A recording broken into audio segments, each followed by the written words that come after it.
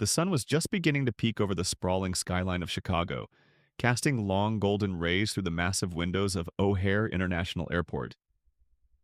Inside the bustling terminal, there was an air of excitement and urgency as travelers hurried to their gates, lugging suitcases and cradling steaming cups of coffee. Amidst the sea of passengers, one particular pair stood out, an 11-year-old boy named Nathan Porter and his mother, Dr. Evelyn Porter. Nathan, with his unruly dark hair and sparkling green eyes, clutched a worn astronomy book against his chest, its cover depicting swirling galaxies and brilliant stars. Dressed neatly in a crisp white polo shirt, dark jeans, and slightly scuffed sneakers, still bearing a faint trace of mud from his last soccer practice, he couldn't contain the wide, unabashed grin on his face. Today was special. No, today was extraordinary. It was only his second time on a plane, and for the first time ever, he was about to experience the luxury of first-class seating. Beside him, Evelyn was as composed and graceful as ever, her calm demeanor and precise movements hinting at the skilled surgeon she was. She wore a tailored navy blazer over a soft cream blouse, her auburn hair swept back in a practical ponytail, revealing her sharp but kind features.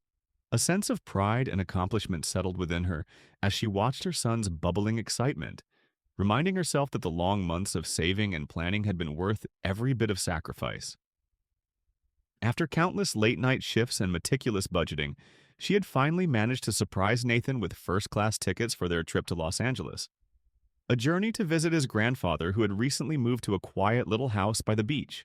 For Evelyn, the trip wasn't just a chance to reconnect with family, it was a rare opportunity to treat her son to something truly memorable, a well-deserved break after a whirlwind year.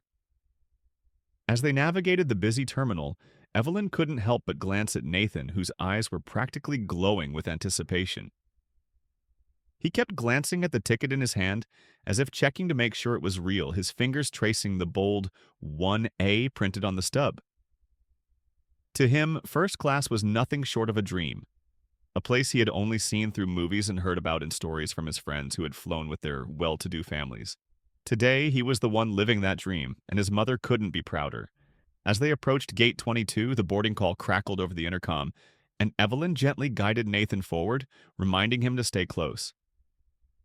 He was too busy soaking in every detail, the polished marble floors, the vibrant advertisements for tropical getaways, and the flashing LED signs indicating flight statuses. They stepped into the priority boarding line, and Nathan couldn't help but notice the envious glances of other passengers. His chest swelled with pride, not out of arrogance but pure, unadulterated joy. When the flight attendant greeted them with a warm smile and a cheerful, "Welcome aboard," Nathan replied with an enthusiastic, "Thank you," that made the young woman chuckle softly. As they moved down the jet bridge, Evelyn placed a comforting hand on his shoulder, feeling the familiar pang of longing she always carried whenever she saw his father's playful spirit reflected in their son.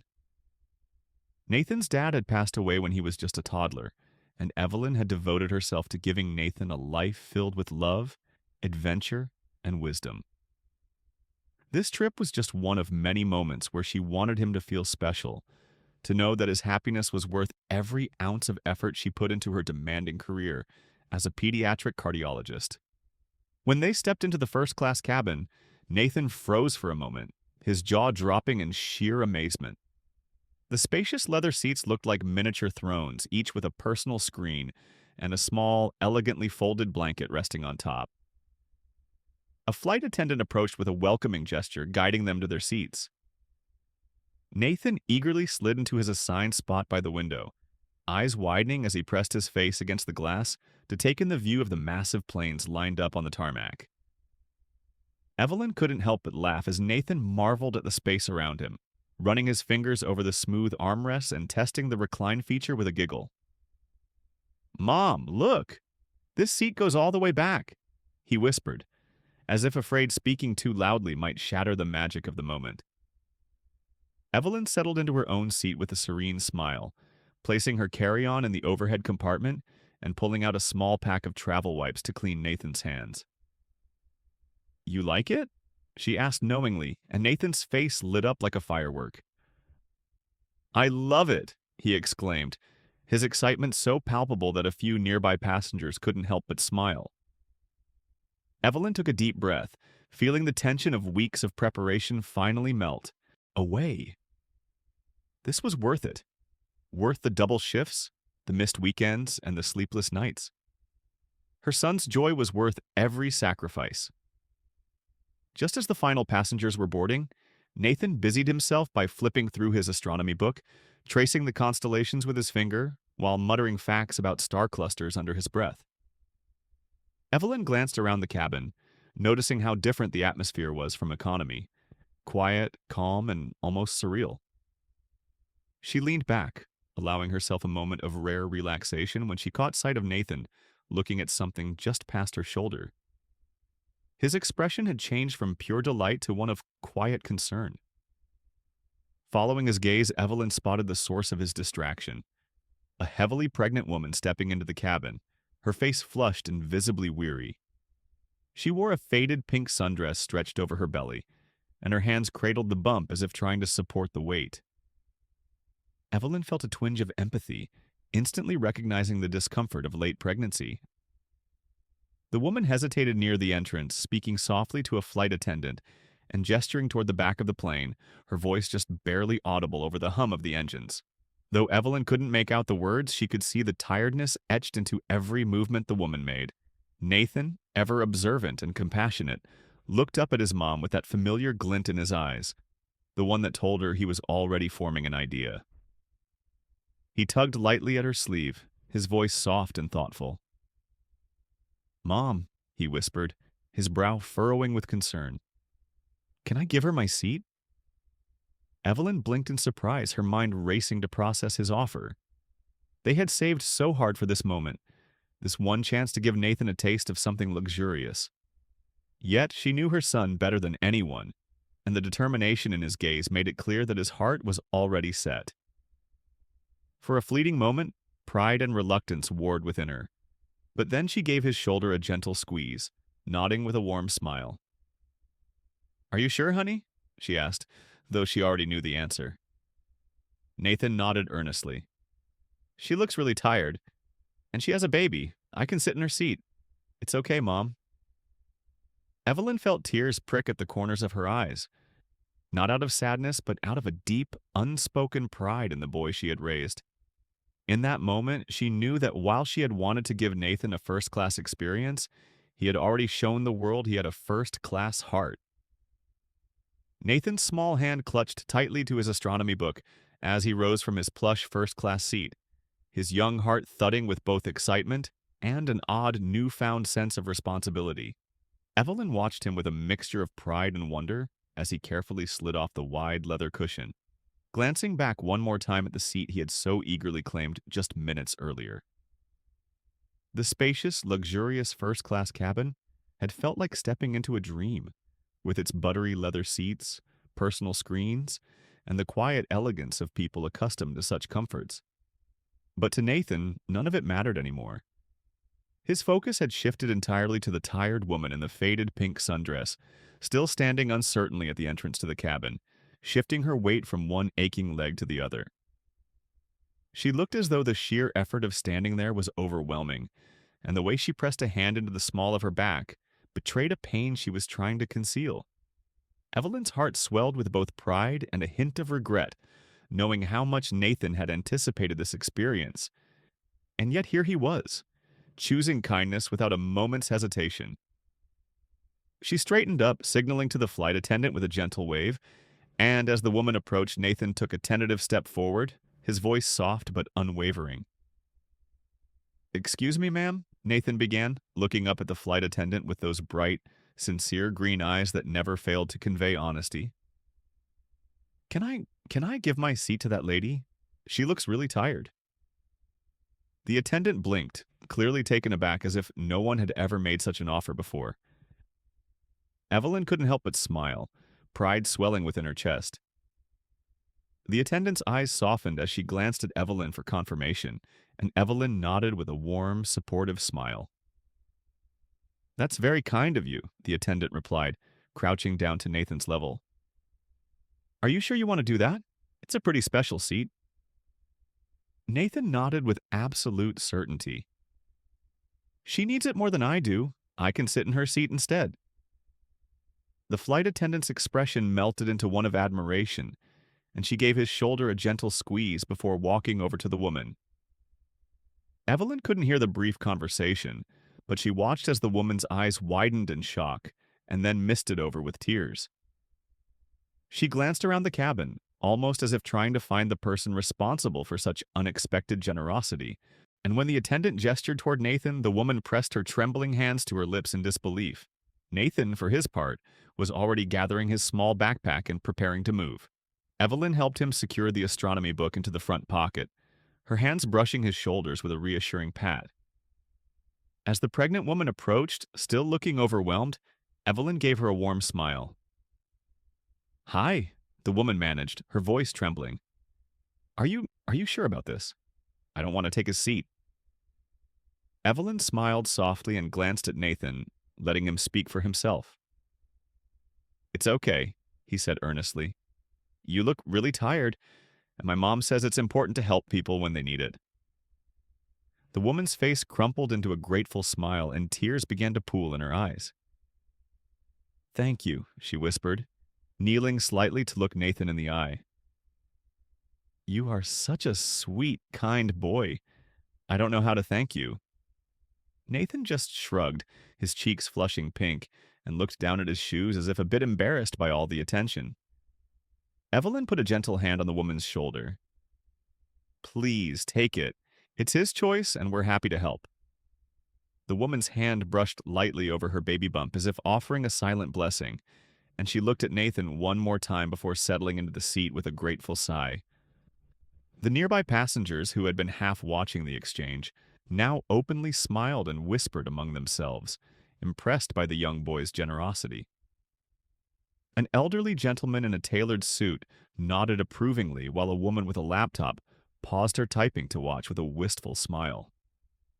One man, sitting a few rows back, discreetly pulled out his phone and snapped a quick photo, clearly moved by the simple act of kindness. Meanwhile, the flight attendant returned with a bright, almost motherly smile and offered to walk Nathan to his new seat. As they made their way down the aisle, Nathan glanced back one last time at his old seat, where the pregnant woman was already adjusting the plush headrest and letting out a relieved, contented sigh. The sight made his heart feel light and full at the same time, and he couldn't help but smile to himself. As they navigated toward the economy cabin, the noise and bustle increased significantly, contrasting with the tranquil atmosphere of first class. The seats were narrower, arranged in tighter rows, and conversations hummed like a restless beehive. Nathan was guided to his new spot, 26D, right in the center of the row. A middle-aged man in a plaid shirt looked up from his newspaper and gave him a curious glance. "You flying alone, kid?" the man asked with a hint of amusement. Nathan shook his head, still cheerful despite the change in accommodations. "My mom's up front," he explained, not wanting to make a big deal out of his decision. "I gave up my seat because a lady needed it more." The man raised his eyebrows, clearly impressed. "That's mighty generous of you. Not many folks would do that." Nathan just smiled, setting his backpack under the seat and fastening his seatbelt. As the plane taxied to the runway, Nathan glanced around, taking in the atmosphere of the economy cabin. There were families juggling restless toddlers, businessmen hunched over laptops, and a little girl across the aisle clutching a stuffed bunny, staring out the window with wide, anxious eyes. Sensing her fear, Nathan leaned over slightly and offered her a gentle, encouraging smile.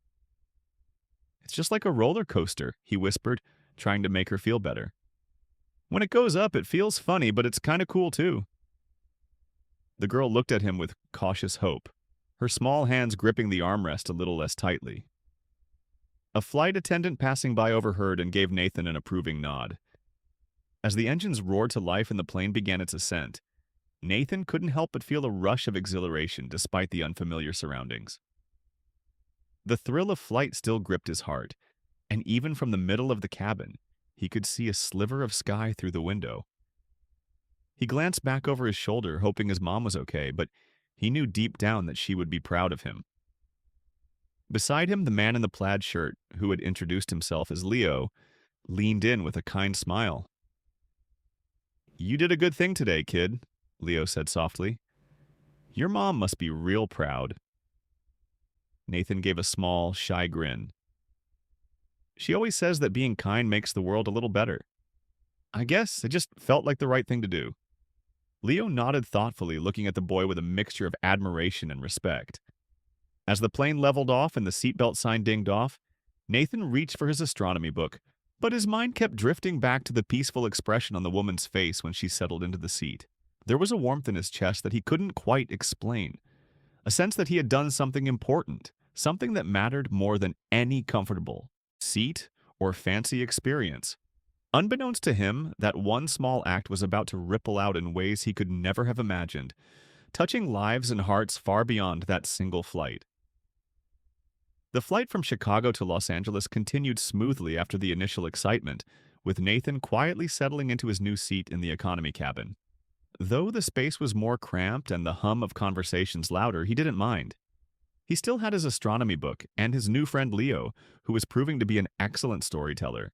Leo was telling Nathan about the community center where he worked, a place in Chicago dedicated to helping underprivileged kids find their way through mentorship, homework help, and hands-on projects like model rocket building.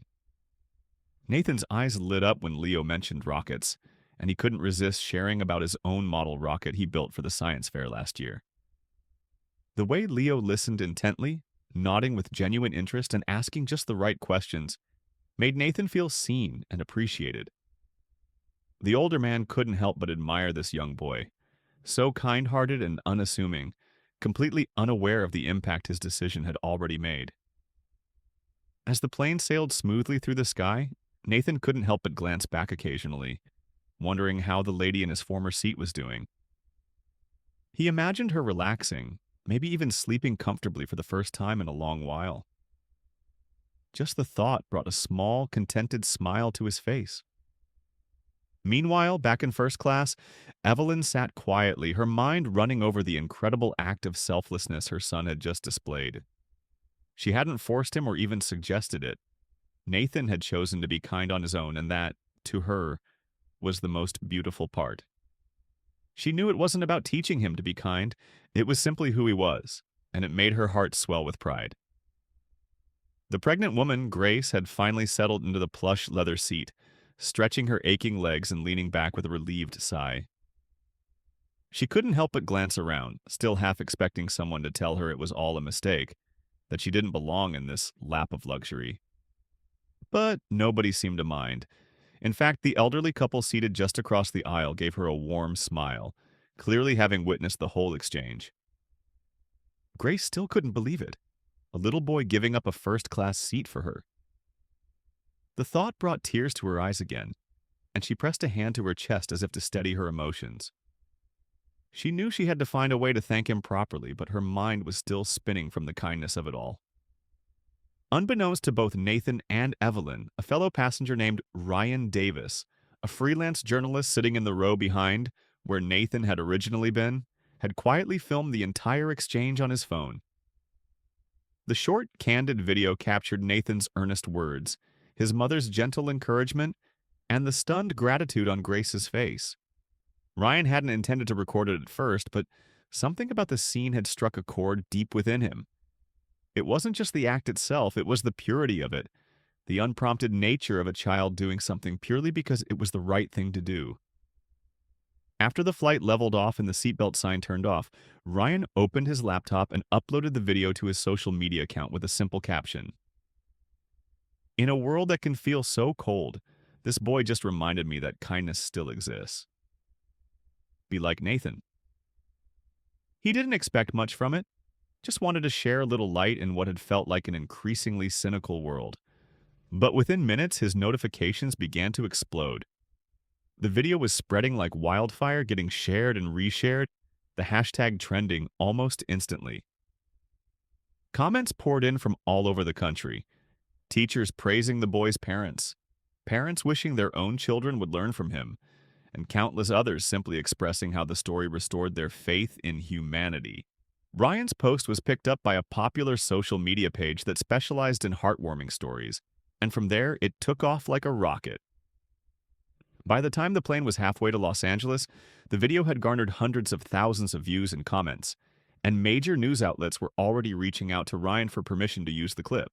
Back in economy class, Nathan remained blissfully unaware of his newfound fame, absorbed in learning more about Leo's after-school programs and how they helped kids build model rockets.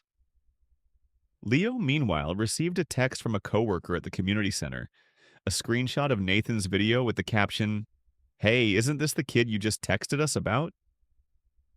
Leo raised an eyebrow and pulled up the clip, his mouth falling open as he recognized Nathan immediately. "Hey, buddy," Leo said cautiously, trying not to startle him. "You remember that lady you gave your seat to?" Nathan looked up from his book and nodded. "Yeah, I hope she's okay." Leo smiled, still holding his phone. "She's definitely okay. I think you might be famous, though." Nathan's eyes went wide with a mixture of confusion and curiosity. "Famous? How?" Leo hesitated, trying to put it into words. "Someone filmed what you did and posted it online. A lot of people are talking about how kind you are." Nathan furrowed his brow, not entirely understanding how something so simple could mean so much to so many. "I just wanted her to be comfortable," he said softly, almost to himself. Leo chuckled, reaching over to tousle the boy's hair. "Sometimes that's all it takes to make a big difference, kid. You did something good. Real good." As the plane approached cruising altitude, Evelyn's phone vibrated in her hand. She glanced down, puzzled to see dozens of notifications from friends, colleagues, and even patients. Confused, she unlocked her phone to find messages pouring in, texts like, "Your son is incredible," and "Just saw the video, so proud of Nathan." Bewildered, she tapped on one of the links sent to her and watched the video with growing astonishment. Her heart thudded as she saw Nathan on screen, offering his seat with that gentle, sincere voice, his small face bright with empathy. Evelyn looked up in awe, glancing back toward economy class, where she could just make out the top of his head over the seats. Tears filled her eyes, not just from pride, but from the sheer beauty of seeing her son's spirit shine so openly. She couldn't believe it. The world was seeing the same boy she had always known, the one who collected worms from the sidewalk after the rain to keep them from getting stepped on, who saved half his lunch money to buy treats for the stray cat behind the school. Back in first class, Grace, unaware of the viral storm brewing, had fallen into a peaceful sleep, her body finally allowing itself to relax. Her hands unconsciously rested on her belly, a faint smile on her lips as she dreamed of better days. Meanwhile, the flight attendants whispered among themselves, having caught wind of the viral sensation that was happening right under their noses. Some discreetly peeked at their phones, sharing looks of admiration and exchanging glances at the boy who had unknowingly captured the nation's heart. One of them quietly approached Evelyn and leaned down to speak softly. "Ma'am, I just wanted to let you know, your son's video is going viral. People are really moved by what he did." Evelyn smiled through the lump in her throat and nodded gratefully, her eyes drifting back to where Nathan sat, chatting with Leo like it was just another ordinary day. She couldn't help but wonder how this small moment, born purely out of a child's selfless heart, had suddenly turned into something so much bigger. Unbeknownst to Nathan, his simple act of kindness was about to change not just his life, but countless others as the world discovered what it truly meant to have a first-class heart. As the plane glided smoothly through the air, thousands of feet above the patchwork landscape below, Evelyn's phone continued to buzz relentlessly, and her inbox filled with messages from friends, colleagues, and even acquaintances she hadn't heard from in years. They all seemed to have one thing in common: awe and admiration for her son. It was surreal to think that just a few hours earlier, Nathan had been an ordinary boy with dreams of space exploration and a penchant for kindness, and now his simple act of giving up a seat had made him an internet sensation. Evelyn's heart was a confusing mix of pride and unease. She knew her son's heart was pure, his intentions untainted by any desire for fame, but she also knew how quickly the internet could turn something beautiful into something twisted. She couldn't help but feel protective, worrying how Nathan would react when he discovered just how much attention he had attracted. With a deep breath, she forced herself to focus on the positives. Her little boy's heart had touched so many, reminding people that kindness didn't need to be grand to be powerful. She glanced at her phone again, scrolling through a few of the comments, her heart softening as she saw how people were sharing their own stories of kindness in response. As Evelyn processed the overwhelming surge of support, she noticed one message that made her heart stop. A private message from a name she hadn't thought about in months. Victor Langston. Victor Langston, a powerful and wealthy businessman, was the father of one of Evelyn's former patients, Alyssa Langston. Months ago, Evelyn had performed a highly complex heart surgery on Alyssa, a bright-eyed 7-year-old with a congenital heart defect. The surgery had been successful, but post-operative complications had led to a prolonged recovery. Though Alyssa ultimately pulled through, Victor had been livid, blaming Evelyn for every setback and accusing her of negligence. Despite being cleared by both the hospital and an independent review board, Evelyn had faced relentless pressure from the Langston family, especially from Victor, who had made it his mission to tarnish her reputation. She hadn't heard from him in months, assuming he had moved on after failing to get the hospital to terminate her contract. Yet now, as she stared at the message preview, a cold knot of dread coiled in her stomach. With a hesitant tap, she opened the message, her breath catching as she read the words. "Don't think I don't see what you're doing, using your kid to gain sympathy after what you did to Alyssa. You'll pay for this. I won't let you rewrite the truth." Evelyn's hands trembled as she read and reread the message, her pulse racing with a mixture of fear and anger. Using her kid? Did he truly believe she had somehow orchestrated this entire situation? She glanced back toward the economy cabin, where Nathan was now demonstrating how to fold a paper airplane to a younger boy sitting across the aisle, completely oblivious to the storm brewing around him. Evelyn wanted to shield him from all of this, to protect his innocence and his pure intentions from the bitter hatred of a man too blinded by grief and pride to see the truth. Evelyn leaned back, pressing her hand against her forehead as memories of that long, grueling surgery flooded her mind. She remembered the tension in the operating room, the way every second had been a fight to keep Alyssa's fragile heart beating.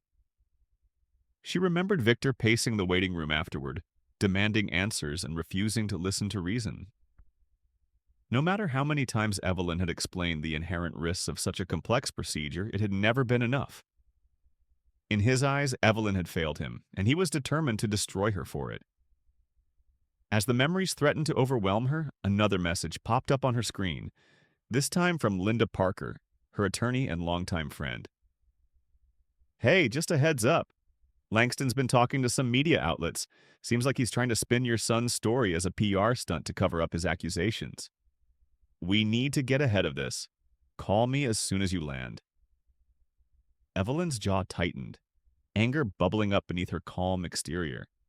How dare he try to manipulate something so innocent and genuine into another weapon against her? It was clear now that Victor's vendetta wasn't just about Alyssa. It was about power and control, about refusing to accept that Evelyn had done everything possible to save his daughter. The reality was that his empire was crumbling, with allegations of embezzlement and financial misconduct circling him like vultures.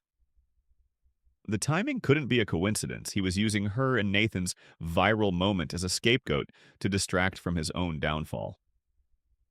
Taking a shaky breath, Evelyn forced herself to think rationally. Panic would do no good. She needed to protect Nathan both from the media frenzy and from the poisonous narrative Victor was weaving. At that moment, a flight attendant approached with a gentle smile. "Ma'am, we just wanted to let you know that the captain has received word. There's quite a crowd at the gate. It looks like media and some curious onlookers. We're coordinating with ground security to make sure you and your son can exit safely." Evelyn nodded gratefully, managing a tight smile despite the knot in her throat. "Thank you. Can you make sure my son doesn't get overwhelmed? I'd like to exit quietly if possible." The flight attendant nodded with understanding and moved away to make the necessary arrangements. Evelyn's heart ached at the thought of Nathan facing cameras and shouting questions, especially when he had no idea what was happening or why people cared so much. He was just a boy who wanted to be kind, And now that simple goodness was being twisted into something ugly by a man too bitter to see the truth. At that moment, her phone buzzed again, this time with a call from Samuel Blackwell. Swallowing her anxiety, Evelyn answered, her voice steady but strained. Samuel. His tone was calm and reassuring. Evelyn, I've seen what's happening. Don't worry. We're already preparing a statement to counter Langston's claims. I've also got my PR team on standby to address any negative press. We're going to handle this. Your son's story deserves to stay pure and untouched by all this mess. Evelyn couldn't help but feel a wave of relief. Thank you, Samuel. I hate that Nathan might get caught in the crossfire. He has no idea any of this is happening. Samuel paused before replying, his voice softer. We'll protect him, that's my promise. I know this is hard, but the world needs his story to stay real, untainted by anger or hate. Let's keep focusing on the kindness he's inspiring. We'll meet you at the gate with security and make sure you both get out safely. Evelyn whispered her gratitude, fighting back tears of exhaustion and frustration. After ending the call, she took a few moments to steady herself before getting up to check on Nathan. Walking down the aisle, Evelyn found him still immersed in conversation with Leo, showing off a drawing of a rocket he had sketched in the margins of his book. Leo gave Evelyn a nod of reassurance as she approached. Everything okay? He asked quietly. Evelyn forced a smile and nodded. Just dealing with a little turbulence on the ground, she said wryly, brushing Nathan's hair with her hand. Hey, buddy, she said softly, kneeling to his level. When we land, there might be a lot of people outside. They might have cameras and ask questions, but don't worry. I'll be with you the whole time. Nathan frowned, clearly confused. Why would they want to talk to us? Evelyn hesitated, unsure how much to explain. They heard about what you did. The nice thing with your seat. People are really interested in your story. Just stick close to me, okay? Nathan nodded slowly, not entirely understanding, but trusting his mom without question. Evelyn couldn't help but feel grateful that, despite the chaos swirling around them, her son remained blissfully unaware of the darker undercurrents. For now, she just needed to keep him safe and shield his innocent heart from the harsh realities of the world. As the plane began its descent, Evelyn knew one thing with absolute certainty.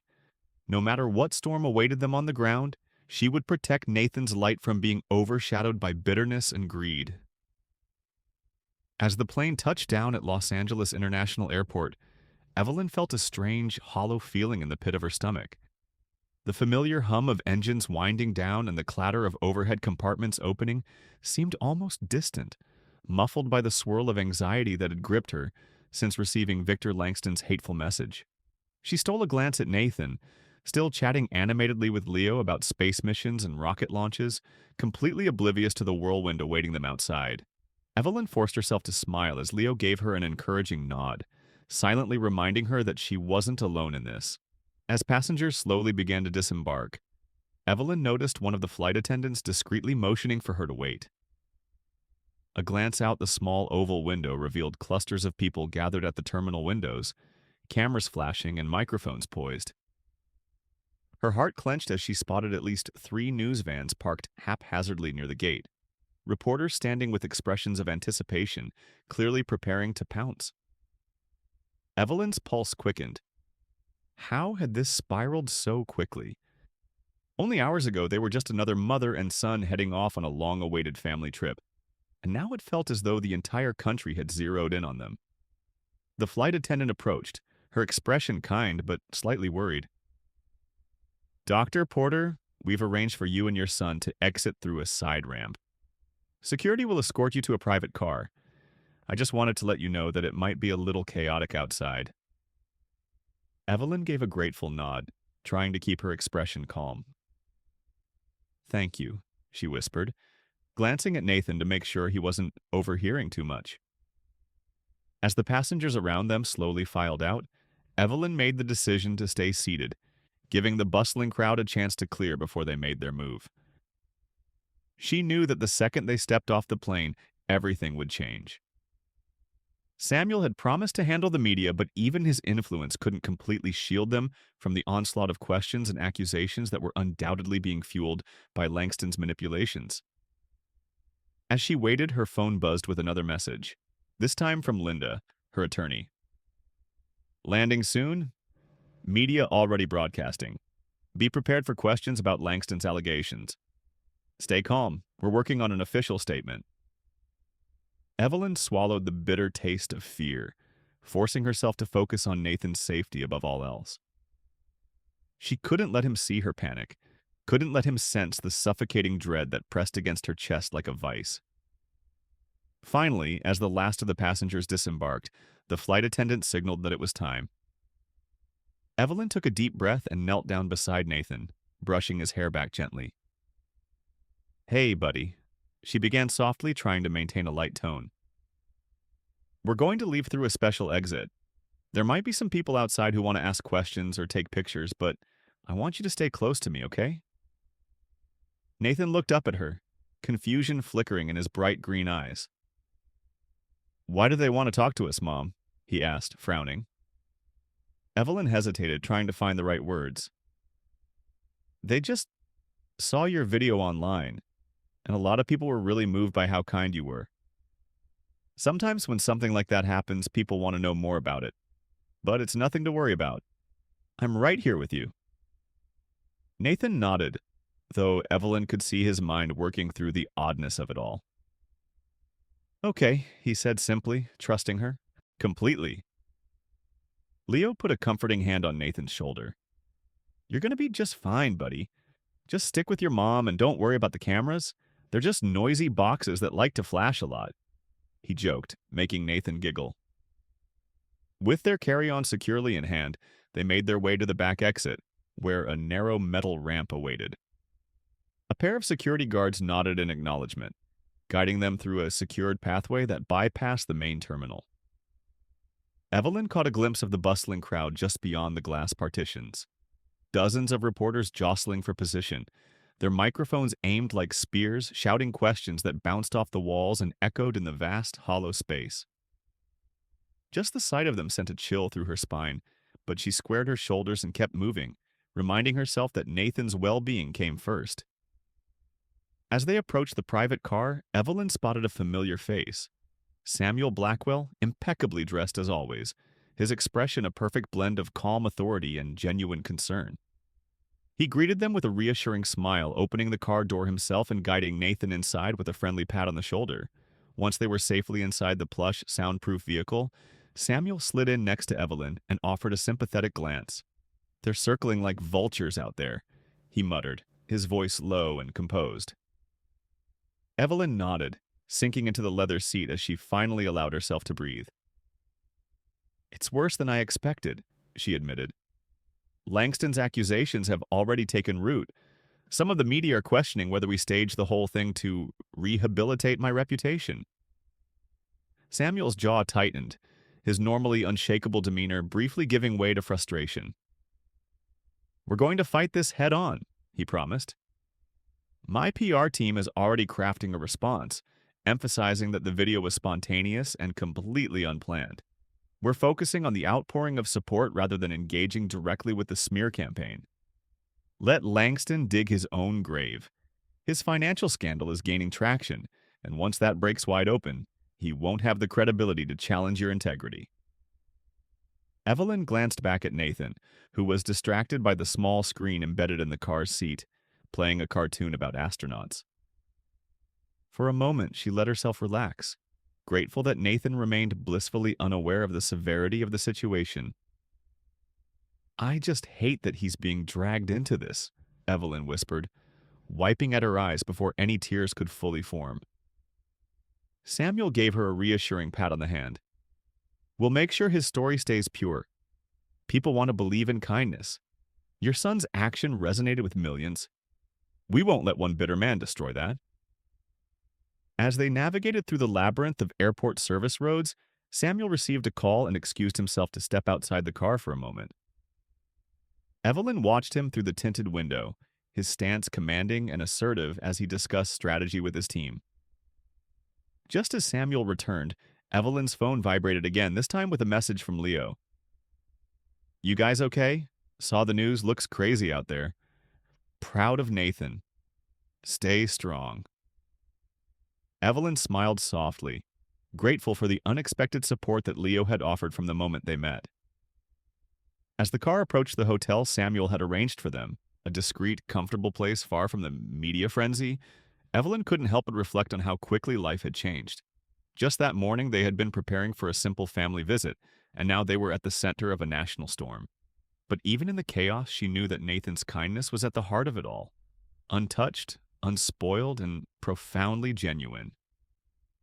She took his hand, giving it a gentle squeeze, and Nathan glanced up, giving her one of his effortless, bright smiles. In that moment, Evelyn knew that whatever happened next, they would face it together. Nathan's act of kindness might have set off a whirlwind, but it had also sparked a movement, one that no amount of bitterness or lies could ever extinguish. Evelyn sat at the small, elegantly appointed hotel desk, the city lights of Los Angeles twinkling through the window behind her, casting dancing reflections on the polished wood. The room was quiet except for the gentle hum of the air conditioning and the faint sounds of traffic far below. Nathan had fallen asleep almost instantly after they arrived, his small body curled up under the hotel's crisp white duvet, still clutching his beloved astronomy book. Evelyn couldn't help but watch him sleep for a moment, her heart aching with both pride and fear. How could one small act of kindness ignite such a storm? She couldn't help but wonder how long this unexpected fame would last, and how much of it would turn sour if Victor Langston's lies gained traction. A soft knock at the door pulled her from her thoughts, and she moved quietly across the room, opening it just enough to see Samuel's reassuring face. He held a takeout bag and gave her a gentle smile. "Thought you might not have eaten," he whispered. Evelyn stepped aside to let him in, grateful for the gesture, and they moved to the small sitting area near the window, careful not to disturb Nathan's sleep. Samuel unpacked the containers, the savory aroma of stir-fried vegetables and teriyaki chicken wafting through the room. Evelyn realized just how hungry she was as her stomach gave an embarrassing growl, and Samuel raised an amused eyebrow. "You need to take care of yourself, too," he said softly, handing her a pair of chopsticks. She gave him a tired but appreciative smile, taking a bite and savoring the warmth. As they ate in companionable silence, Samuel pulled out his tablet, tapping the screen a few times before turning it to face her. "You need to see this," he said, his tone cautious but supportive. On the screen was a news clip. One of the major networks had picked up the video of Nathan's act of kindness. But it wasn't just the original story anymore. The narrative had already started to twist, with commentators debating whether Evelyn had staged the whole incident to clean up her professional image. Evelyn's jaw tightened, her hands shaking as she paused mid-bite. "They're really accusing me of using my son to cover up a medical scandal?" she whispered, disbelief and fury warring in her voice. Samuel nodded, his expression serious. "Langston's feeding them that angle, claiming that you orchestrated the whole thing to distract from his allegations. Unfortunately, some outlets are running with it because controversy sells." Evelyn closed her eyes, fighting the rush of anger that threatened to overwhelm her. She couldn't believe how warped the story had become in such a short time. "This is exactly what I was afraid of," she murmured, her shoulders slumping. Samuel reached out, his hand covering hers on the table. "We're not going to let this stand. I've already arranged for Linda to make an official statement to the press, defending your character and emphasizing that the video was completely spontaneous. More importantly, we're going to shift the focus back to the positive impact your son's story is having. Langston can scream all he wants. Once his financial scandal blows wide open, his credibility will crumble. We just need to hold the line." Evelyn took a deep breath, allowing his calm resolve to steady her own nerves. "I just hate that Nathan's kindness, something so pure, is being dragged through the mud because of one bitter man," she whispered. Samuel gave her hand a reassuring squeeze. "That's why we're not going to let Langston control the story. Your son did something beautiful, and people felt that. The vast majority of reactions are positive. People are sharing their own stories of kindness because they were inspired by Nathan. That's the real story here, and we're going to keep pushing that message. He paused, his gaze turning more thoughtful.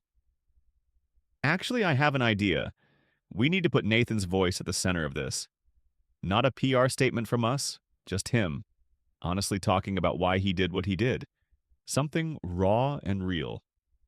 Let the world see the boy behind the act. Evelyn hesitated, instinctively protective. He's just a kid, Samuel. I don't want him to feel pressured or overwhelmed. Samuel nodded with complete understanding. Of course, we'll approach it gently. If he feels comfortable, we'll record a short, candid interview. Nothing scripted, just him sharing his thoughts. If he's not up for it, we won't force it. But I believe that if people hear directly from him, they'll understand that no one orchestrated anything. He just did what felt right in his heart. The idea made sense, and Evelyn knew that shielding Nathan completely might actually make things worse. If they stayed silent, Langston's narrative would have room to grow unchecked. But if Nathan's genuine voice cut through the noise, it could dismantle the lies before they took root. Okay, she agreed softly, her mind already spinning with how to prepare Nathan without making him feel pressured. We'll talk to him in the morning and see how he feels about it. Samuel gave her an encouraging nod, his gaze steady and confident. Whatever happens, we're on your side. You're not alone in this, Evelyn. Gratitude swelled in her chest, and she offered a genuine, tired smile. Thank you, she whispered. Just as they finished eating, Evelyn's phone buzzed again, this time with a message from Grace, the pregnant woman who had taken Nathan's seat. I just saw the news. Please let me know if there's anything I can do. Nathan's kindness changed my entire day. I owe him so much. Evelyn smiled faintly, touched by the woman's support. She typed a quick reply, reassuring Grace that everything would be fine and thanking her for reaching out. As Samuel gathered the takeout containers and disposed of them neatly, Evelyn couldn't help but feel a renewed sense of determination. She wasn't going to let Langston's bitterness overshadow her son's light. As she glanced once more at Nathan, peacefully asleep, she made a silent vow to protect not just him, but also the message his kindness had sparked. The next morning, when Nathan woke up, he was greeted with the sight of Samuel sitting at the small hotel dining table, sipping coffee, and Evelyn gently stroking his hair.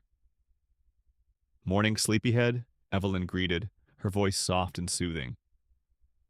Nathan rubbed his eyes and yawned, blinking at them curiously.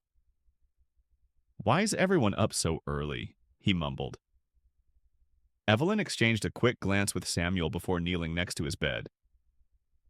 Buddy, we need to talk to you about something important, she began, her tone gentle. Nathan sat up, still groggy but attentive. You know how that video of you giving up your seat got really popular?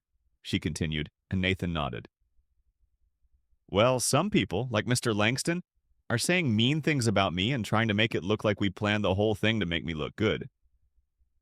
Nathan's face scrunched up in confusion. But that's not true. I just wanted to help the lady. Evelyn smiled warmly, brushing his hair back. I know, sweetheart, and so do a lot of people. But Samuel thought it might be a good idea if you shared your side of the story, just like you did with me. You don't have to if you don't want to, but it might help people understand. Nathan considered it for a moment, his brow furrowing thoughtfully, then he gave a small, resolute nod. I want to do it. I don't want people to think you made me do something. It was just me. I wanted to help. Evelyn felt a surge of pride, and Samuel gave her a knowing smile. We'll make it simple, Samuel assured him. Just talk like you would to your friends. No pressure, okay? Nathan gave a determined nod, and Evelyn squeezed his hand gently, grateful for his courage. They set up a small camera in the cozy corner of the room, and with Samuel guiding him with gentle questions, Nathan spoke plainly and honestly about what he had done and why. His voice was earnest, unguarded, and completely transparent. I just saw her and thought she looked really tired, and I remembered how my mom always says that being nice to people makes their day better. I didn't know it was a big deal. I just wanted to help, he explained with a small, thoughtful shrug. As they finished recording, Evelyn knew that this small, heartfelt message would be the key to restoring the truth. No anger, no blame, just pure honesty from a boy who simply wanted to make someone's day a little easier. And as Samuel promised to handle the release, Evelyn finally felt the tension in her chest begin to ease.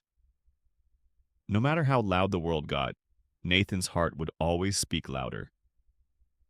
Samuel watched the video file finish uploading, his fingers tapping lightly on the edge of his phone as he coordinated with his PR team to ensure the message reached the right outlets. They chose a soft release on social media first, wanting it to feel organic and genuine rather than a manufactured response. As the video went live, Evelyn sat beside Nathan on the hotel bed, her arm around his shoulders while he absent-mindedly flipped through his astronomy book, more interested in the constellations than in the chaos swirling around his name. Samuel gave her a reassuring nod, indicating that the video was now in the hands of the public. Within minutes, the initial trickle of reactions turned into a flood, comments streaming in faster than Evelyn could read. "This kid is a pure soul," one user wrote, followed by, "It's sad that the world is so cynical that a simple act of kindness gets questioned." Another read, "Nathan's words just melted my heart. He's everything we should strive to be." Evelyn exhaled slowly, feeling some of the pressure finally lift off her chest. Beside her, Nathan looked up curiously, sensing the change in her mood. "Is everything okay now?" he asked innocently, his small hand still clutching his book. Evelyn smiled and kissed his forehead. "You did amazing, sweetheart. People are starting to understand that you just wanted to be kind."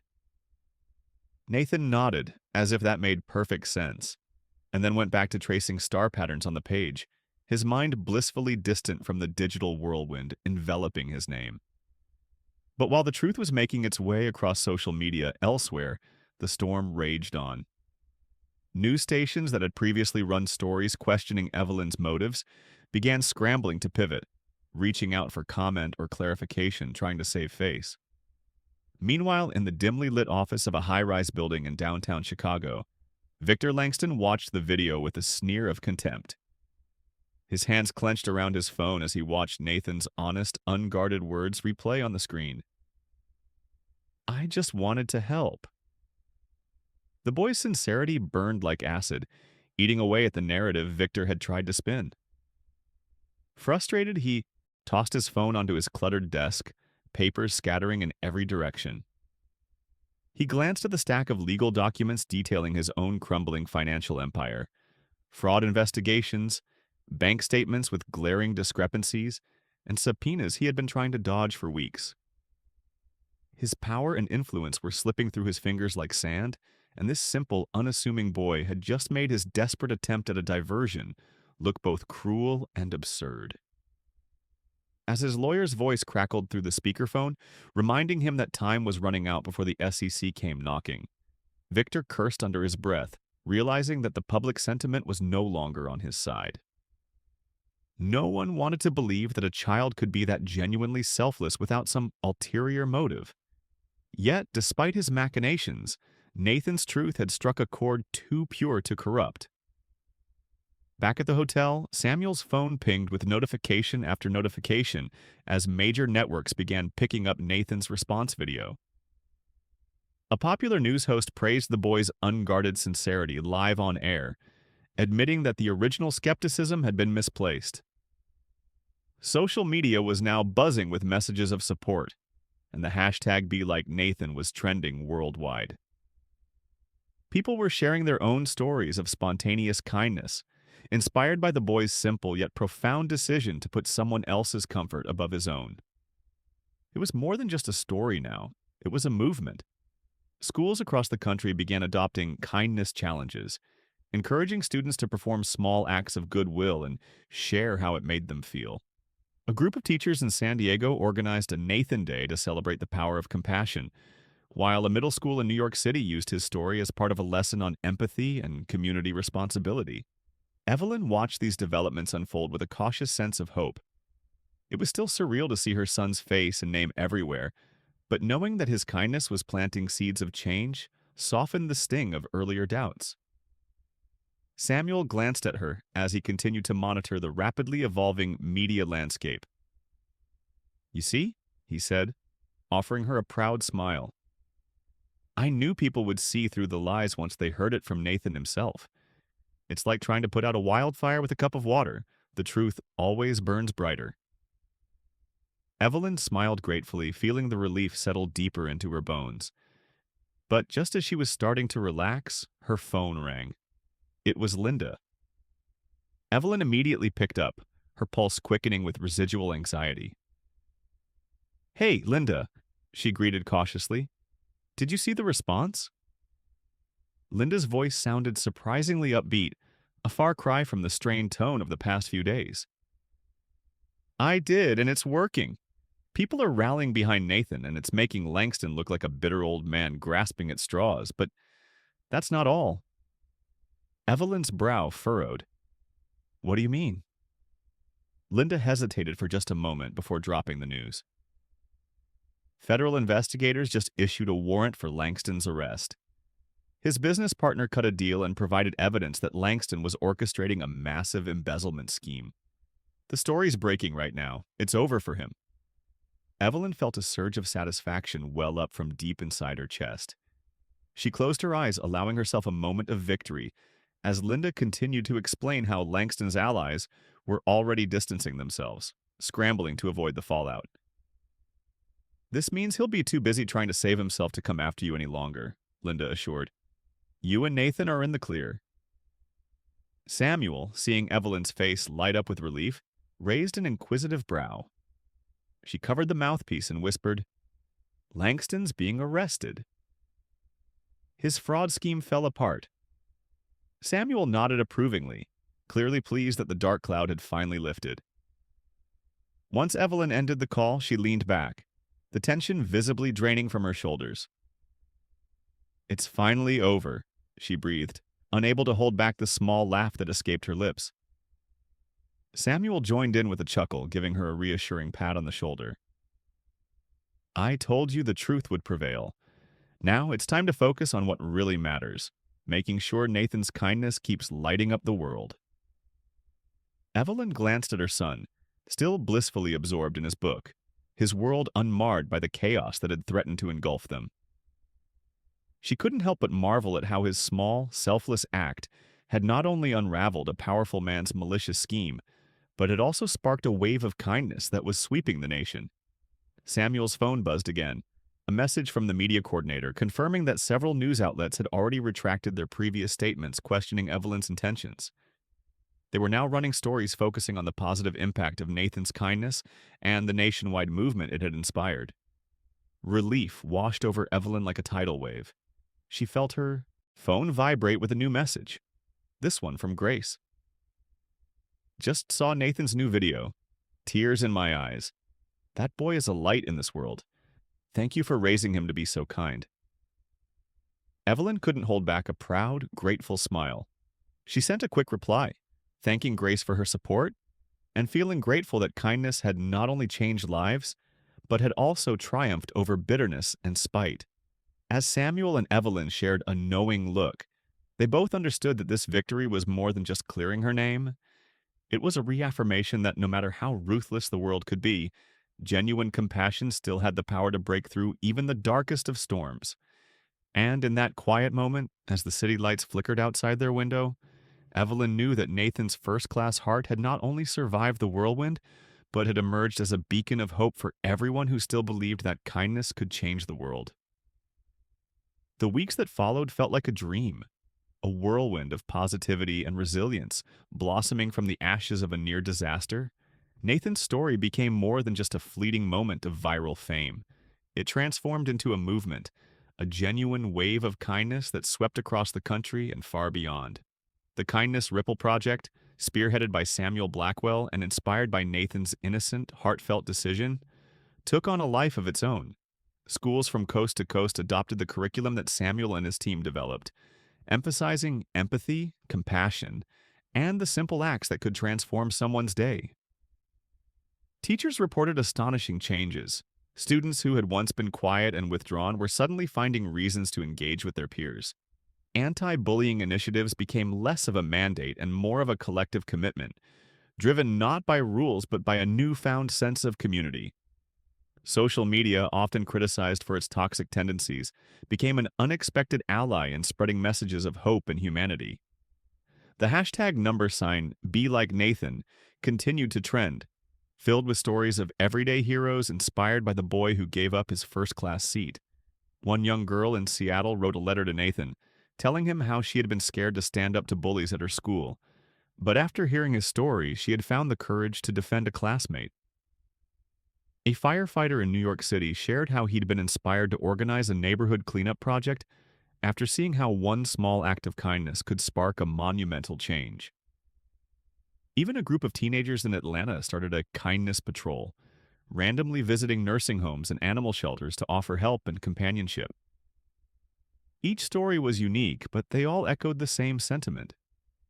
Kindness wasn't just an idea, it was an action. And it could be as simple as giving up something you value to make someone else feel seen and valued. Evelyn watched in quiet awe as her son's story continued to ripple outwards, touching lives and changing hearts. Her own life had settled into a kind of cautious normalcy, the dark shadow of Langston's accusations finally lifting as his fraudulent empire crumbled under federal scrutiny. The hospital where she worked had issued a formal statement reaffirming their confidence in her medical expertise and ethical integrity, and colleagues who had once hesitated to approach her now offered warm congratulations and words of support. It felt as if the world had taken a collective breath and exhaled relief, finally recognizing that truth had won out over deception. Still, Evelyn remained acutely aware of the fragile balance between protecting Nathan's innocence and allowing him to embrace his newfound role as an ambassador of kindness. Samuel, ever the thoughtful guardian of the project, made sure that every public appearance and media engagement was done on Nathan's terms, keeping him grounded and sheltered from the more overwhelming aspects of fame. Though the offers poured in, television interviews, documentary proposals, even book deals, Samuel and Evelyn remained steadfast in their commitment to keeping Nathan's experience genuine and positive, never allowing it to be exploited or twisted into something hollow and commercial. One bright Saturday morning, Evelyn and Nathan made their way to the community center where Leo worked. Leo had texted earlier that week with an invitation to a special event that the kids had planned. A Kindness Day celebration featuring stories, songs, and even a small ceremony to honor Nathan and others who had made a difference. As they approached the entrance, they could already hear the laughter and cheerful chatter spilling out onto the sidewalk. Brightly colored banners reading Kindness Day hung above the door, and children were buzzing around, some wearing handmade capes with hearts drawn on the back, others holding signs with phrases like "Kindness is cool" and "Be like Nathan." As they stepped inside, a wave of applause erupted, and Nathan's cheeks flushed pink, his shy smile peeking out as he gave a small wave. Leo approached with his usual easygoing grin, clapping Nathan on the shoulder. "You made it, superstar," he teased. "The kids have been talking about this all week. You've got quite the fan club." Evelyn couldn't help but laugh, feeling a deep warmth settle in her chest as she saw how genuinely happy Nathan looked, surrounded by friends and new admirers alike. The event began with a series of short stories read by children who shared moments when they had chosen kindness over conflict, helping a new student feel welcome, sharing lunch with someone who forgot theirs, or standing up to teasing on the playground. Nathan sat cross-legged on the floor among the kids, listening intently, his eyes bright with interest and pride. Evelyn stood at the back with Samuel and Leo, her heart swelling with gratitude for the way the community had embraced Nathan and nurtured his spirit instead of exploiting it. Leo leaned over and whispered, "You know, he's got that rare ability to make people feel seen." Even the rougher kids at the center have softened since they heard his story. It's like he reminded them that they don't have to act tough all the time. Evelyn nodded, knowing exactly what he meant. Nathan didn't just talk about kindness. He lived it. And that authenticity was what made his story resonate so deeply. After the stories, it was time for a few of the older kids to perform a song they had written, inspired by Nathan's actions. The lyrics were simple but powerful, speaking about how one small gesture could brighten someone's darkest day and how kindness wasn't about making yourself look good, but about truly caring for others. Nathan beamed throughout the performance, clapping along with the rhythm, and when it was over, the entire room erupted into cheers. Samuel stepped forward and called Nathan to the front, presenting him with a small trophy shaped like a heart. The plaque read, "Kindness Champion for Inspiring Hearts Everywhere." Nathan looked at it with wide eyes, his fingers tracing the engraving, and Samuel gave him an encouraging nod to say a few words. Taking a deep breath, Nathan looked out at the crowd and spoke with the unfiltered honesty that had captured the world's attention. "I didn't do anything special," he began, glancing down at the trophy. "I just saw someone who needed help and did what I thought was right. My mom always says that being nice isn't about getting something back. It's just about being a good person. I think if everyone did one nice thing every day, the world would feel a lot happier." The simplicity of his words cut through the room like a beam of sunlight, and applause erupted once more, accompanied by a few happy tears from parents and volunteers alike. Afterward, as the event wound down and the kids started playing games in the courtyard, Leo handed Nathan a rocket kit wrapped in colorful paper. "I figured you'd like to build something that flies as high as your spirit," he joked, ruffling Nathan's hair. Nathan's eyes lit up as he carefully unwrapped the gift, his grin widening as he saw the intricate model rocket inside. "Thanks, Leo," he exclaimed, already inspecting the parts with eager hands. Evelyn watched them with a heart full of pride, realizing that Nathan had not only inspired strangers, but had built lasting connections through his kindness. She knew the road ahead might still hold challenges, and fame was a fickle creature that could turn on them in an instant. But for now, in this little community center filled with love and laughter, she knew that Nathan's message had found a home in people's hearts. A reminder that goodness wasn't just a fleeting trend, but a timeless, enduring force. As the sun dipped low on the horizon, painting the sky with hues of pink and amber, Evelyn wrapped her arm around her son's shoulders and kissed the top of his head. "You did good, kiddo," she whispered. Nathan looked up at her, his eyes bright with curiosity. "Do you think more people will start being nice now?" he asked earnestly. Evelyn smiled, giving his shoulder a gentle squeeze. "I think you've already changed a lot of hearts, Nathan.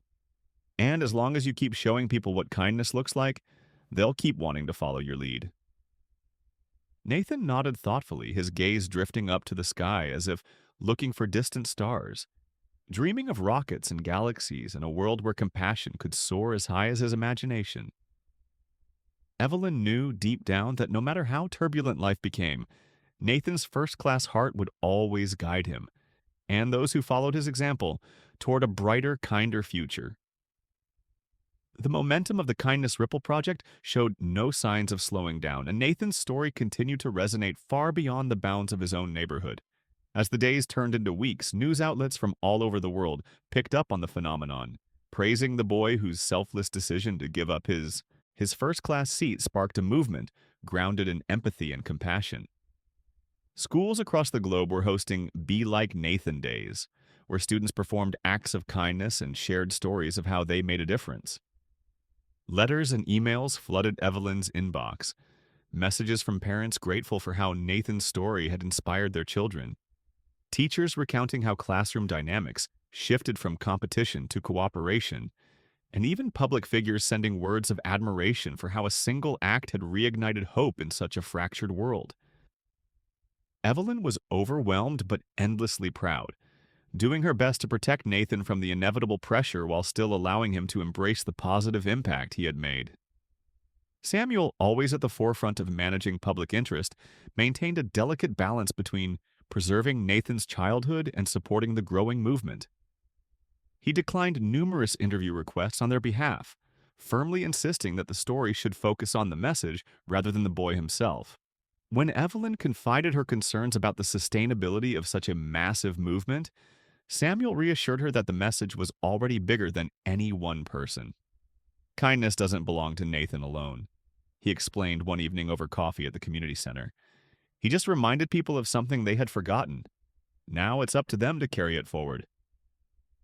His words were comforting, but Evelyn couldn't help but feel a lingering worry that the world's expectations might one day weigh too heavily on her son's small shoulders. Meanwhile, Nathan remained remarkably grounded, blissfully unaware of the deeper intricacies of the movement he had sparked. To him, the most important part of his newfound fame was how it made people smile and be nicer to each other. One afternoon, as Evelyn sat reviewing patient files at the dining table, Nathan bounced into the room holding his tablet. "Mom, look!" he exclaimed, thrusting the screen toward her. She squinted at the video playing a group of students in London holding a kindness rally, their shirts emblazoned with #BeLikeNathan. They were handing out handwritten notes to strangers on the street, each message containing a compliment or words of encouragement. Evelyn's heart swelled as she watched the students laugh and hug the recipients of their notes, the simple acts clearly brightening their day. "They're doing it because of you, honey," she said softly, giving Nathan a kiss on the forehead. Nathan just grinned, looking at her with pure, unguarded joy. "I just wanted to help one person," he said thoughtfully, as if still trying to wrap his mind around how his small act had grown into something so enormous. "It's kinda cool that it made other people want to be nice, too." Evelyn hugged him, whispering, "You're doing more good than you'll ever know." Despite the positivity surrounding them, not everyone was on board with the movement. A handful of skeptics and critics began to emerge, some accusing Samuel of exploiting Nathan's story to advance his own philanthropic reputation, others claiming that the entire narrative was an exaggerated feel-good story designed to distract from societal issues that needed more serious attention. Evelyn couldn't help but feel a pang of anxiety whenever she saw such comments. Though they were vastly outnumbered by messages of support, the few cynical voices always seemed to cut deeper, making her question whether she was doing enough to protect Nathan from the darker side of fame. Samuel, sensing her growing apprehension, called her one evening with a plan. "We're going to do something unexpected," he said, with a touch of intrigue. "There's a benefit gala next month for the Kindness Ripple Project. Mostly supporters and community leaders, but we're inviting some critics too. Let them see firsthand that this isn't about fame or manipulation. It's about spreading good. If they see Nathan and the community together, it might just change their minds." Evelyn hesitated, but eventually agreed, knowing that shielding Nathan from every harsh word would only isolate him in the long run. Samuel assured her that he would handle all the logistics and ensure the environment was positive and welcoming. When the night of the gala arrived, the venue was nothing short of magical. Twinkling lights wrapped around elegant columns, while soft piano music drifted through the air, giving the room a warm, inviting ambience. Nathan looked dapper in his little navy suit, his messy hair combed just enough to look respectable without losing its boyish charm. Evelyn herself wore a simple, elegant dress in emerald green, her heart fluttering with both pride and anxiety. Samuel greeted them at the entrance, looking effortlessly sophisticated as always, and guided them through the room to where community leaders and volunteers were already gathering. The buzz of conversation filled the space, and Nathan was greeted like a local hero, adults and kids alike stopping to shake his hand or offer him words of encouragement. Leo was there too, grinning from ear to ear as he waved them over to a table covered with photo collages from various Kindness Ripple events across the country. Nathan was fascinated by the images: students planting community gardens, families holding donation drives, and even hospitals setting up kindness stations where visitors could write uplifting messages to patients and staff. As the evening progressed, Samuel took the stage to deliver his speech, acknowledging the incredible support the project had received and expressing gratitude to everyone who had contributed. "We're here tonight not just to celebrate one act of kindness, but to remind ourselves that compassion is contagious," he said with a calm, powerful voice. "Nathan's story lit the spark, but each of you here has kept it burning brighter than ever. Let's make kindness not just a moment, but a movement, a legacy that lasts. The audience erupted into applause, and Samuel gestured for Nathan to come up on stage. Though shy at first, Nathan walked up with his characteristic determination, giving Samuel a small nod before taking the microphone. I just I just did what I thought was nice, he said with his usual honesty, his eyes scanning the room. Sometimes people look like they're having a hard day, and I think if you can make it better, even a little bit, you should. That's all I wanted to do. I didn't know it would make people think so much about being kind, but I'm happy it did. His words, so simple yet so deeply genuine, melted away any lingering doubts in the room. Even the few skeptics present couldn't help but feel moved by the purity of his message. As the applause thundered, Evelyn couldn't help but wipe a tear from her cheek, her heart swelling with pride and gratitude. Samuel, ever the strategist, leaned into the microphone and invited the audience to share their own stories of kindness, creating an impromptu session where people stood up to recount moments that had restored their faith in humanity. Story after story unfolded, an elderly man sharing how his neighbor fixed his broken porch, a young girl speaking of how her friends defended her from bullies, a mother recounting how a stranger covered her groceries when she was short on cash. Each tale added a layer to the powerful mosaic of human compassion that Nathan's story had reignited. Evelyn watched, feeling something profound settle into her bones. The realization that this wasn't just a fleeting trend, but a fundamental shift in how people perceived and valued small acts of goodness. Nathan wasn't just a symbol, he was a catalyst, a boy who had dared to care when most people wouldn't have even noticed. After the speeches, as the crowd mingled and shared stories, Evelyn took a moment to step outside onto the terrace, needing a breath of fresh air. Samuel joined her, his expression calm and thoughtful. "You know," he said quietly, leaning on the railing beside her, "I've seen a lot of causes take off and then fade. But this one, it's different. It's not just about the moment, it's about a mindset. Your son reminded people that kindness is within reach. He's changed something fundamental." Evelyn looked out at the city lights, a soft breeze lifting her hair. "Sometimes I worry it's too much for him," she admitted. Samuel gave her a reassuring smile. "He's stronger than you think. Besides, it's not just on his shoulders anymore. Kindness has caught on. He gave it a push, and now the world is carrying it forward." They stood in companionable silence, both knowing that despite the trials and challenges that had threatened to overshadow Nathan's heart, the world had chosen to embrace his light. Evelyn couldn't help but feel grateful, not just for the movement, but for the incredible journey that had brought them to this point. One small act that had blossomed into a global call to kindness. The following months unfolded like a breathtaking story of hope and renewal, as Nathan's story continued to ripple far beyond what anyone had ever imagined. The Kindness Ripple Project became not just a national phenomenon, but an international movement, inspiring people from every walk of life to take part in acts of compassion, both grand and small. News networks across the globe featured segments on communities transformed by the movement, where simple gestures of kindness had become everyday occurrences rather than rare exceptions. Cities adopted kindness weeks, where schools, businesses, and community centers collaborated to uplift those in need. Homeless shelters reported increased donations and volunteer participation, and nursing homes saw an influx of visitors simply wanting to share stories and offer companionship. In one heartwarming instance, a group of high school students in Tokyo formed a Be Like Nathan Club, dedicating their weekends to helping elderly residents with shopping and chores. An entire village in Kenya organized a community cleanup, inspired by Nathan's belief that small efforts could make a big difference. And perhaps most surprisingly, corporations known for their ruthless efficiency began adopting kindness initiatives among employees, recognizing that fostering empathy led to healthier, more positive work environments. The world was not just watching, it was changing, and at the center of it all was a young boy who had given up his seat on a plane without ever expecting anything in return.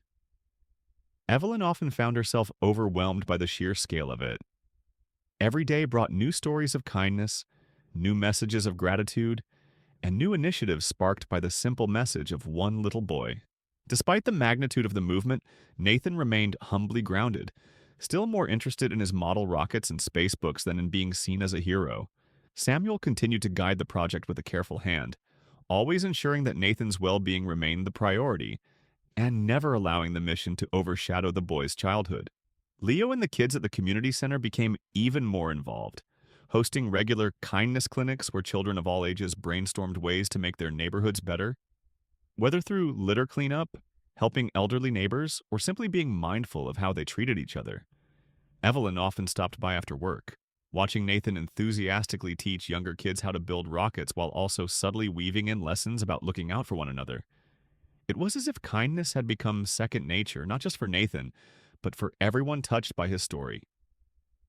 One evening, as the sun dipped low and painted the sky in soft shades of amber and rose, Evelyn received a call from Samuel. His voice, though calm, held a hint of excitement. "Evelyn," he began, "you might want to sit down for this." She complied, curiosity piqued, and listened as he relayed the news.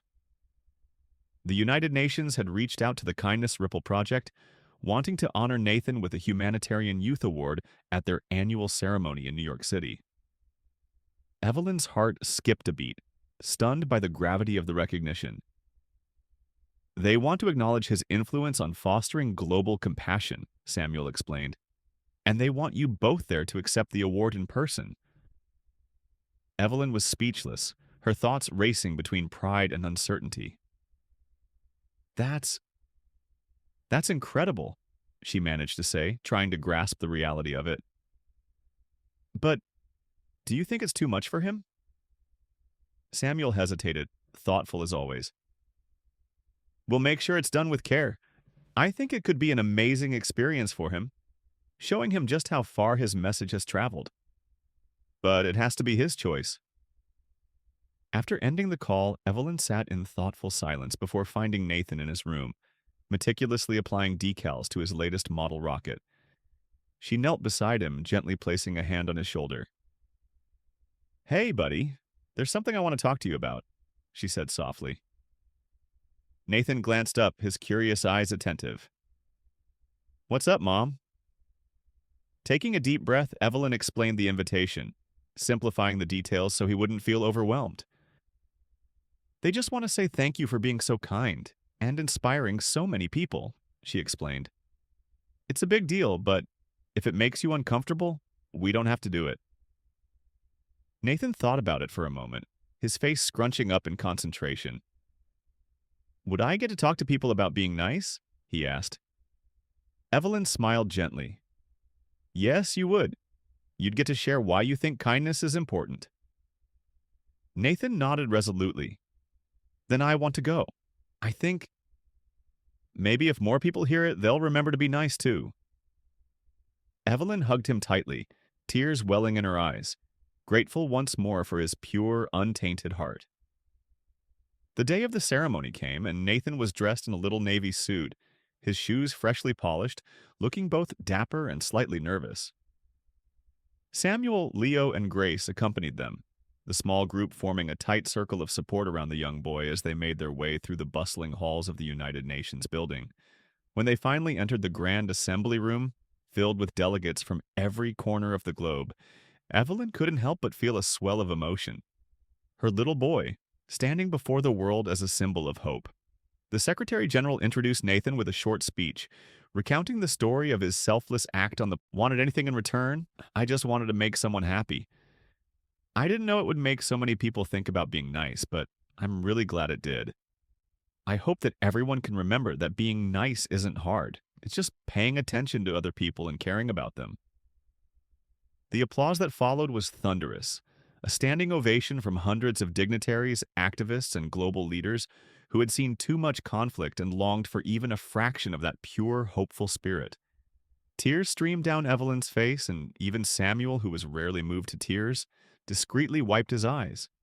Nathan stood there, looking slightly puzzled by the overwhelming response, but he smiled nonetheless, giving a small wave before stepping back. As the ceremony concluded and they made their way out, journalists bombarded them with questions, but Samuel shielded Nathan from the frenzy, keeping the focus on the message rather than the boy himself. Grace hugged Evelyn tightly, her own eyes glistening. "He's amazing," she whispered. "You've raised an extraordinary young man." Evelyn just smiled through her tears, feeling nothing but pride and gratitude. That night, as they returned to the hotel, Nathan remained unaware of the monumental impact he had made once again. As he curled up under the hotel blankets, holding his little trophy, a simple crystal heart engraved with the words, "Champion of Kindness," Evelyn sat beside him, stroking his hair as his eyes drooped with sleep. "Are you proud of me, Mom?" he mumbled softly. Evelyn kissed his forehead. "More than words can say," she whispered. "You've changed the world just by being yourself." As he drifted off, Evelyn couldn't help but think about how his light had pierced through so much darkness, reminding the world of something so fundamental yet so easily forgotten. Kindness wasn't complicated. It wasn't loud or boastful. It was simple, pure, and infinitely powerful. And as long as Nathan kept carrying that first-class heart with him, she knew that the world would continue to be just a little bit brighter because of him.